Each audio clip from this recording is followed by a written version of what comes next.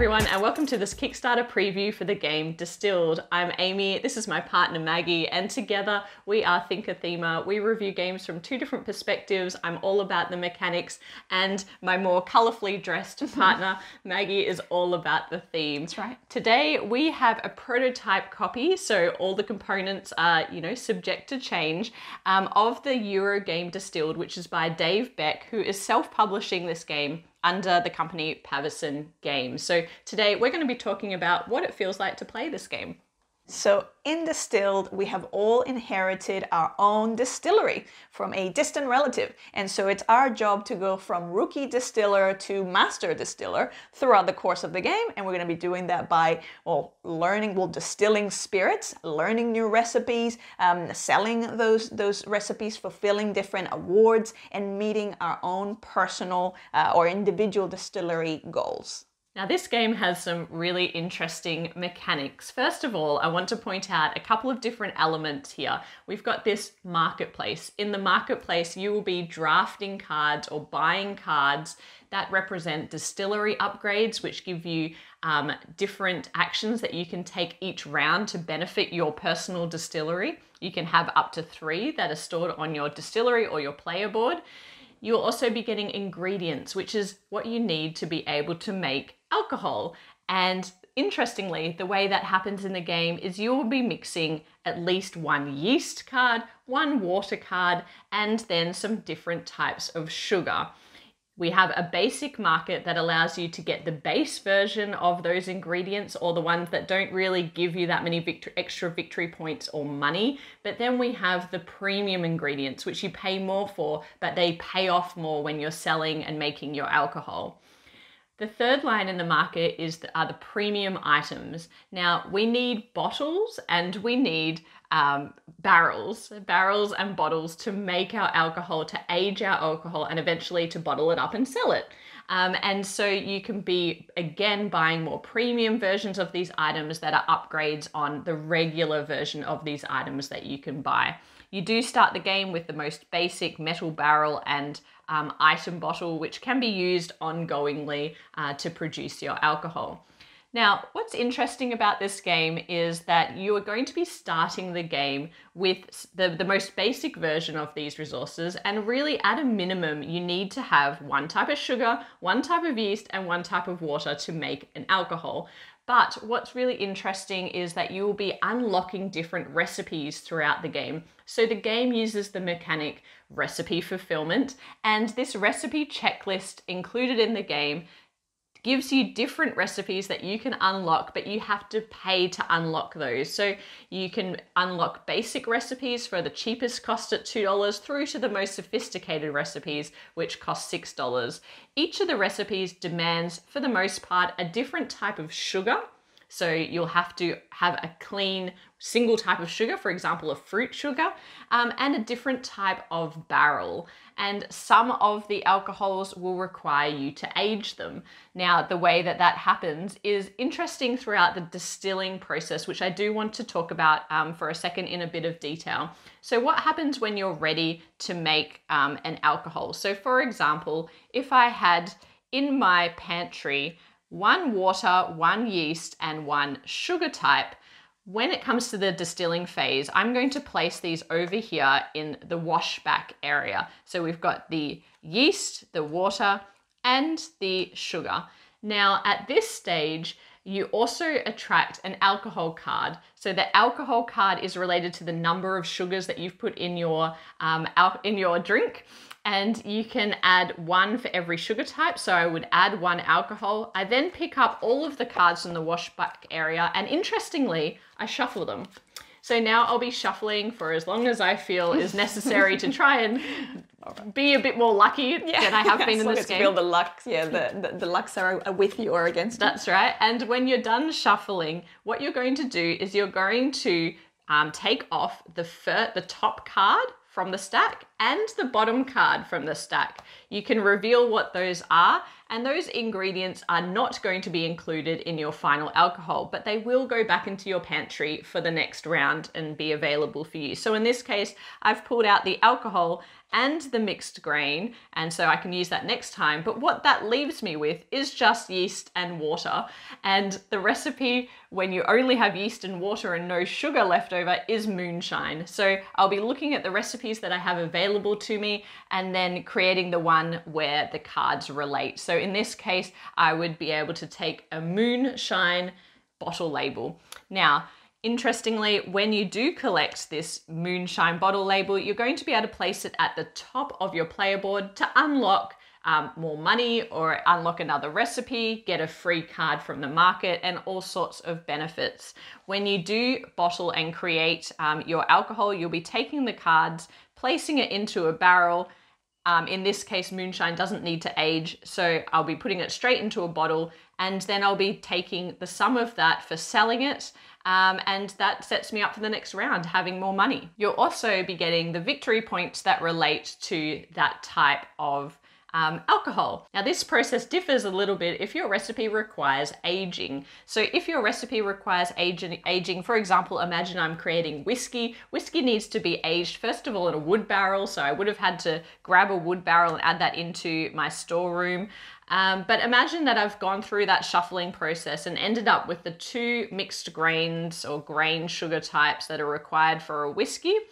And now what I'm going to do, instead of selling this immediately, I need to be able to age it. And to age it, I put it in a wood barrel, and all of that stack goes into my warehouse. So we put it into the warehouse. I would take the whiskey bottle label, and that would go on top. Now, when we go through the aging phase each round, it would take a flavor card. So the longer you age it, the more flavors it's going to produce with these flavor cards. That would go into the bottom of the stack during the aging phase, and the flavors give you additional money when you do decide to sell that whiskey. They also give you, they accumulate more victory points the longer that you have them in there and the more flavors that you have in that stack. The only other things to be aware of in this game is there are public objectives that you can meet to get victory points, and there are also your own private distillery goals, which again will give you victory points if you've completed them at the end of the game. I keep saying victory points, they're actually called spirit points in this game, but you know, I'll just always default back to the spirit of it, the mechanics of the game. The other thing is that there are asymmetric character abilities in this game.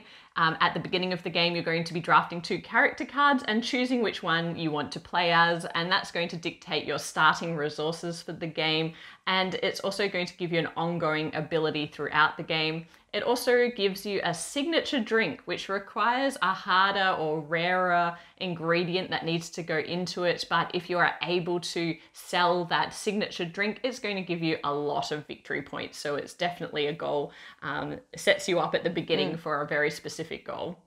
Okay, as a themer, I often talk about how I'm always looking for the Euro game that has at least some thought into the thematic integration, and so that you can feel like you're doing the thing that you're meant to be doing.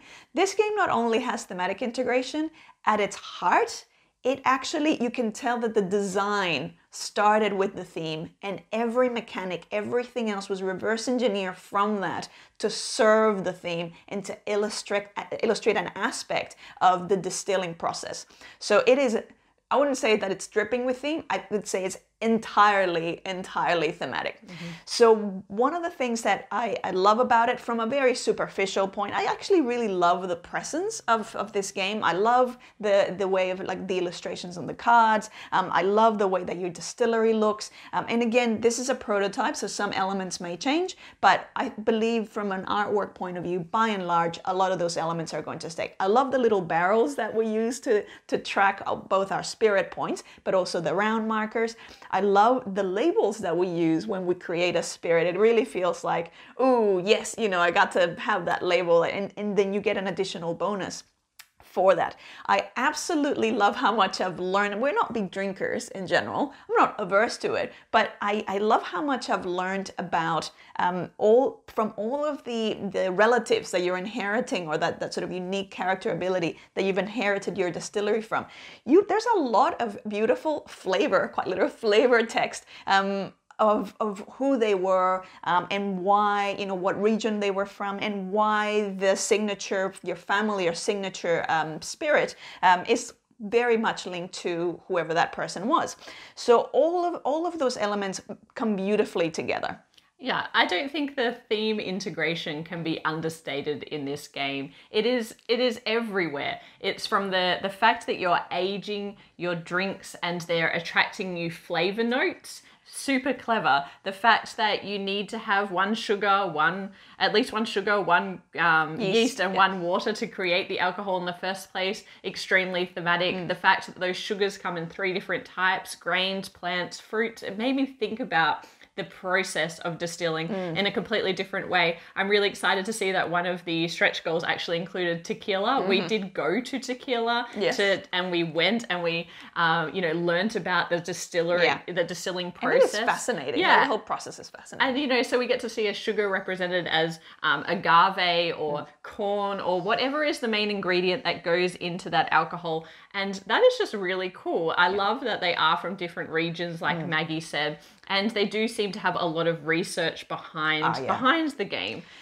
Yeah, sorry. No, I was going to say, with the flavor cards, I love that, as obviously the more you age it, or the more rounds that you leave that aging there, the more flavors you get, but you don't know what flavor it is that you get. So it's almost, which is again very representative of the real world, it's not until you eventually, decant it, or that you actually get to kind of see what happened during that time that was aging. And some of the flavors are really cute. Some of them are like, ooh, this sounds delicious. And some of them are just hilariously, not bad, because none of the flavors are really bad, but not something that you necessarily want in your drink. Yeah, like a fishy whiskey. Yeah, yeah. And all the text, and he calls it flavor text, which is perfect, because that's what it is.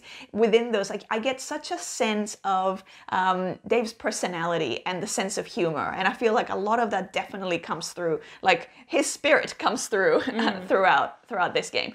The other thing that I loved is all the little bottles and all the little barrels. Love the bottles. Yes, especially. Not only are they adorable and cute and but there's a link between the type of bottle and the type of spirit that you're making. So if you manage to make, same with the barrels, if you manage to make a good connection and a good synergy, you're going to get more points, or you're going to get more money.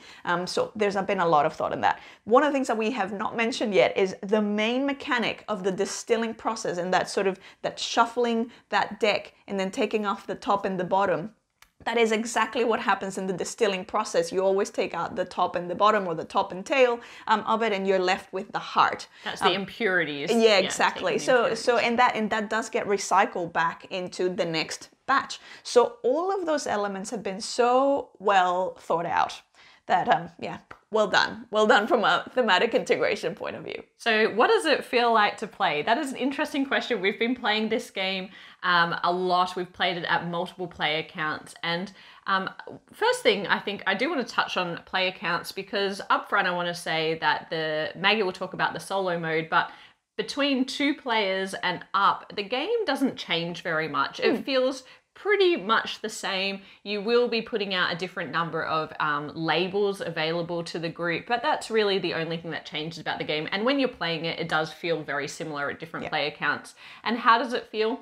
This is extremely tight. This game, I won't say it's punishing, but I will say that it gives me a lot of anxiety about being able to optimize across the 7 rounds, which go very quickly. Because if you're thinking about some of the more advanced recipes that you're trying to not only unlock, but then create that alcohol, then you've got to age them over a number of rounds. You don't have a lot of time to get things done in this game, and it can feel like you are strapped for cash. You can't quite buy the barrels that you need, the bottle that you want, and all of the core ingredients at the same time. So you've really got to think about, across the stages of the game, when am I going to sell an immediate alcohol that doesn't need to be aged, that gives me cash to go into the next round, versus how am I going to age the more lucrative alcohols that I want to create. And importantly, that signature drink is really hard to do because you need to build up to getting that special ingredient, or at least find it in the premium market. And some of them require,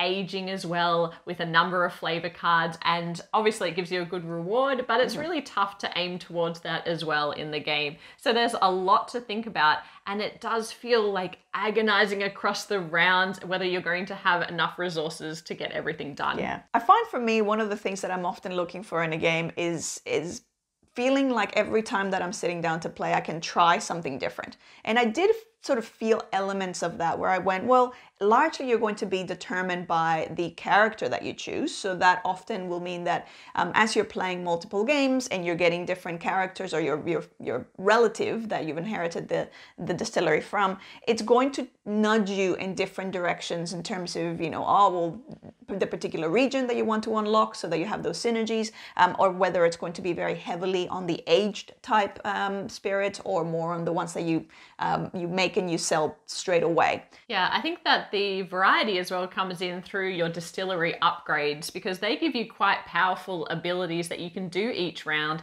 that may make ingredients cheaper, for example. It may allow you to reshuffle, which I'll talk about in a moment when you do the distilling process, or it might allow you to copy someone else's ability. So there are powerful things in there that you can kind of equip yourself with at the start of the game, which will really dictate how the rest of the game plays out.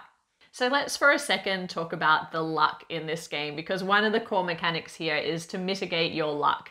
And as you saw when I talked through the distilling process, you are going to be taking your yeast, water, alcohol, and sugar cards and shuffling those cards, and then taking out the top and bottom of the stack.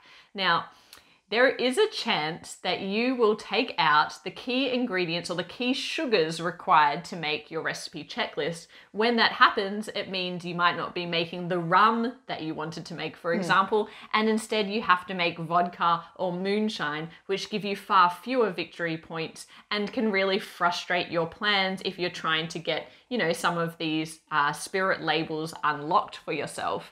Now, I found this the most frustrating element of this game. I'm not going to lie. I really struggled, particularly in relation to the tightness of the game. So the game, if you are an optimizer, is extremely tight in terms of planning ahead, making sure that you've got enough rounds to get everything done. And that, combined with the luck element, made me frustrated a couple of times, but you can mitigate against that luck. There are two ways that you can do that predominantly. You can get a distillery upgrade that allows you to do the reshuffle again and pull out 2 cards, or other ways of kind of influencing that process.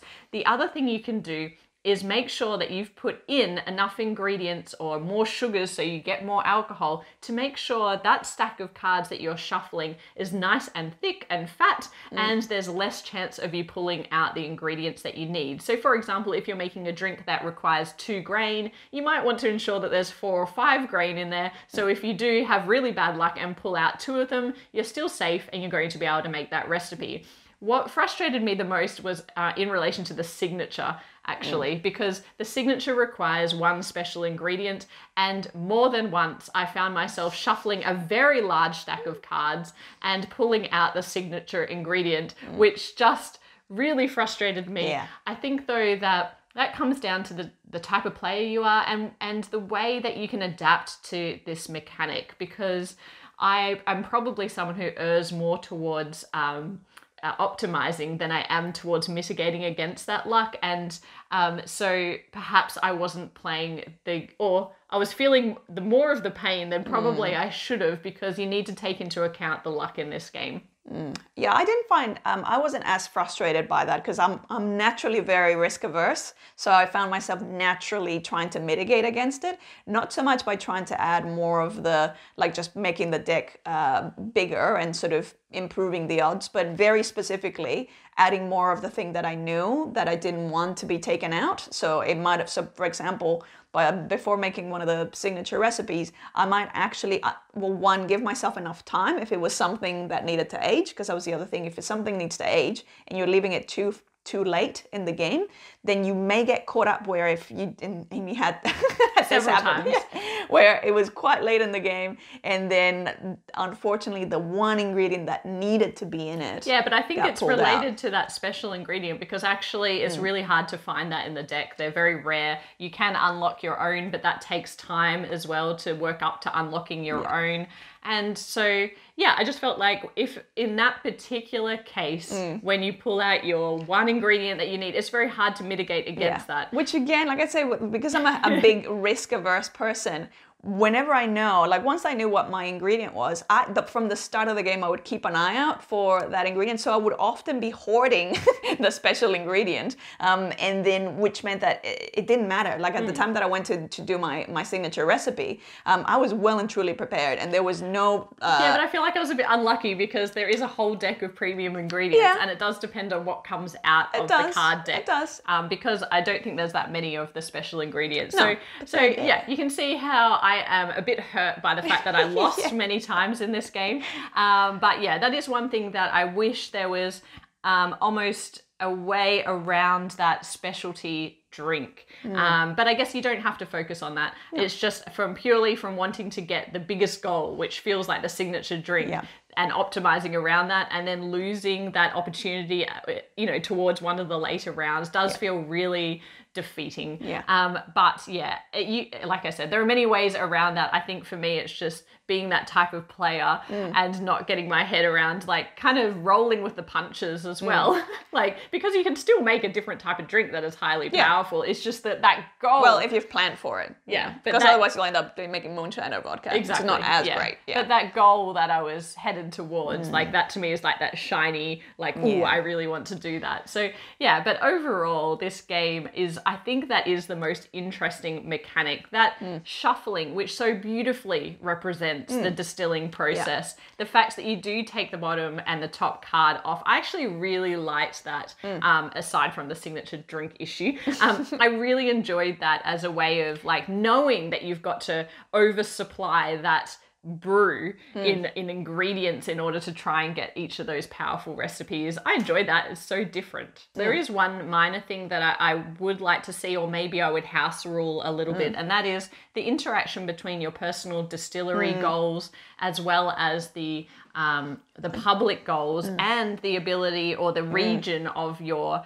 player is a little too high, the interaction between those things. So for example, the public ones that you randomly pull out may refer to region specific goals, but then your distillery goals may have different region specific goals, and your player inherently is tied to a region. And so it would be nice, I think, to make either the distillery goals or the public objectives about region and not vice versa, because sometimes it feels like someone can be stacked towards a lot of the objectives at the start of the game simply based on where their player region is. And sometimes they can contradict. So it's like you can end up with distillery goals that entirely contradict the group goals that also doesn't necessarily match your character, which means that you do get 3 goals and then you pick 2, but sometimes the choice is not that great. So I prefer the public ones that don't relate to region. I think it creates a more even playing field. All right, so let me talk about the solo and how it works. With the solo, the game itself is fairly similar to the multiplayer game. The main difference is there's no distillery goals, there's no group goals, obviously, but you're going to have this diamond of goals or choices, these 5 rows of different goals to achieve throughout the game. Ultimately, you're going to have the top row of goals, which are very, very tricky, and they're the thing that you kind of have to aim for, and you'll always have a choice of which one to kind of move towards. And then the other interesting thing is the goals that you end up meeting, some of them will have a number on it, and so not only do you have to meet at least 1 goal from every row, and some of the rows that are hidden, you won't know what those goals are until you unlock them by meeting the goal underneath. But you also then will have to have the final score be at least the same or greater than the sum of the two goals that have a number attached to it. So there's a couple of kind of mini games within the broader game. There's one, the ultimate score that you need to aim for, but also all of these mini obstacles that you need to overcome to be able to even, be eligible for that final goal. I found that I enjoy that process of kind of going, okay, I'm kind of short term going to be striving for these things. Sometimes that was actually really hard and really tricky, which can add to the stress, but it's 5 rows and you have 7 rounds. So I did find that particularly if you're playing on the easier levels, it is definitely achievable. It's definitely beatable. And then you can scale the difficulty, which I always enjoy because it means that then once you've kind of gone, great, I won that one, let me make things a little bit trickier.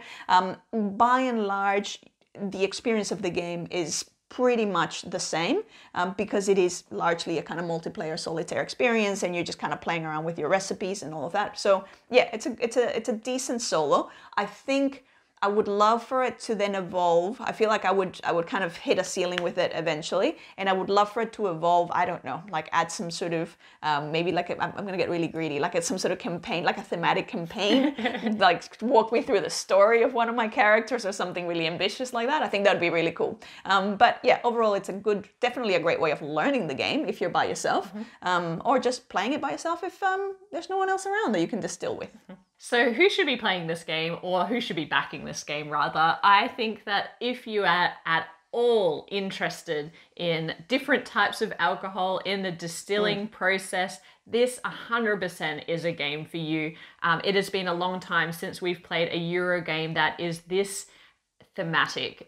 Everything that you're doing in this game mechanically relates back to the alcohol distillation process, and that in and of itself is just a joy to play and experience. And I think, again, if you love any of these types of alcohols, it's kind of a no-brainer. From a mechanics perspective, I do think that as long as you're comfortable with that element of risk or that element of luck, and you're comfortable with playing a game that forces you to mitigate against a little bit of luck, then I think there's a lot to like here. Again, with that integration of the theme, it makes the mechanics easier to learn and understand for a lot of people. Not me, but definitely anyone that is aligned with theme. Yeah, I did find that like I was pretty, like it made sense to me. Like as I was playing and I'm like, oh yeah, everything kind of makes sense. And you struggled more with like, wait, what am I doing? Why is this? Yeah, because I try and memorize a rule set, and then later on I realize what the thematic integration is. But actually that was a joy because I realized later on in the game and I'm like, that is really cool. And so, definitely from that perspective, it is also a very, like, even though the rules overhead is not high in this game, it is a difficult game to optimize perfectly. It's not difficult to play, but definitely if you're trying to get those higher scores over 100, you definitely have to be focused, concentrating on what you're doing and planning in advance. And I think a lot of Euro gamers will really enjoy that element of the game. Yeah. So that is our Kickstarter preview of Distilled. I hope you enjoyed this video and that it gave you a better idea in terms of what it's like, what it feels like to play, and whether or not this is going to be the right game for you or your player group. And make sure that you've subscribed to the channel so that you can see any other videos that we post. Hit the notification button or the bell so that you are notified whenever we post any new videos. We'll have we have our Backchat series every second week, as well as our Small Talk series every second week. So yeah, we hope to see you in the comments, and make sure that if you're interested in this, we'll have the link to the Kickstarter page. Check it out. And that's all for us. Bye for now.